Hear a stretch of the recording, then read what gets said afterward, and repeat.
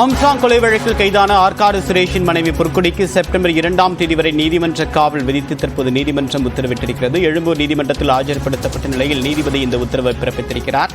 Armstrong கொலை வழக்கில் தற்போது வரைக்கும் 20க்கும் அதிகமானவர்கள் கைது செய்யப்பட்ட நிலையில் ஆற்காடு சுரேஷ் படுகொலைக்கு பின்னணியில் இவருடைய ஆம்ஸ்ட்ராங் கொலை இருக்குமா என்ற கோணத்திலும் காவல்துறையினர் விசாரணை மேற்கொண்டு வந்தனர். தற்போது ஆம்ஸ்ட்ராங்குடைய படுகொலைக்கு காரணமாக கருதப்பட்ட ஆற்காடு சுரேஷுடைய மனைவி பொற்கொடிக்கு தற்போது நீதிமன்ற காவல் விதிக்கப்பட்டிருக்கிறது. விவரங்களோடு நிகழ்ச்சிய செய்தியாளர் கோகுல், விவரம் என்ன?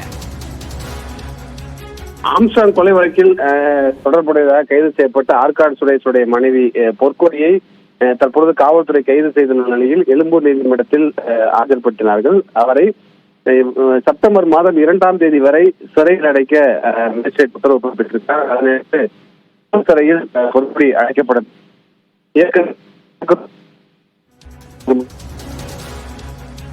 ஆம்ஸ்ட்ராங் கொலை வழக்கில் கைதான ஆற்காடு சுரேஷின் மனைவி பொற்கொடிக்கு செப்டம்பர் 2ஆம் தேதி வரை நீதிமன்ற காவல் விதித்திருக்கிறது சென்னை எழும்பூர் நீதிமன்றம். ஆற்காடு சுரேஷுடைய படுகொலைக்கு பின்னணியில் காரணமாக இந்த ஆம்ஸ்ட்ராங் படுகொலை சம்பவம் நடந்திருக்குமா என்ற கோணத்திலும் காவல்துறையினர் ஒரு பக்கம் விசாரணை மேற்கொண்டு வந்த நிலையில் ஏற்கனவே இந்த படுகொலை சம்பவத்தை தொடர்ந்து 24 பேர் தற்போது வரைக்கும் கைது செய்யப்பட்டு சிறையில் அடைக்கப்பட்டிருக்கிறார்கள். மீண்டும் இணைகிறார் நம்முடைய செய்தியாளர் கோகுல், நீங்க தொடரலாம். ஆம்ஸ்ட்ராங் கொலை வழக்கில் கைது செய்யப்பட்டிருக்கக்கூடிய ஆற்காடு சுரேஷ் மனைவி பொற்கொடியை எழும்பூர் நீதிமன்றத்தில் தற்பொழுது போலீசார் ஆஜர்படுத்தியிருக்கிறார்கள். அவரை செப்டம்பர் மாதம் 2ஆம் தேதி வரை நீதிமன்ற காவலில் சிறையில் அடைக்க எழும்பூர் 5வது நீதிமன்ற மேஜிஸ்ட்ரேட் உத்தரவு பிறப்பித்திருக்கார். ஏற்கனவே 24 மணி நேர விசாரணைக்கு பின்னர் பொற்கொடி கைது செய்யப்பட்டிருக்கார்.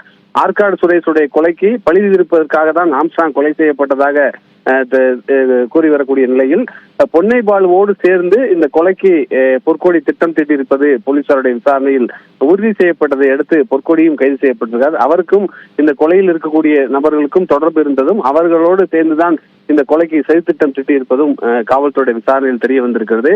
பொற்கொடியை நேற்றைய தினம் ஆந்திராவில் வைத்து கைது செய்த போலீசார் சென்னைக்கு அழைத்து வந்து விசாரணை செய்த பின்னர் இன்று பிற்பகல் கைது செய்து எழும்பூர் நீதிமன்றத்தில் ஆஜர்படுத்தினார்கள். அவரை செப்டம்பர் மாதம் 2ஆம் தேதி வரை சிறையில் அடைக்க தற்பொழுது எழும்பூர் நீதிமன்ற மேஜிஸ்ட்ரேட் உத்தரவு பிறப்பித்திருக்கார். தகவலுக்கு நன்றி கோகுல்.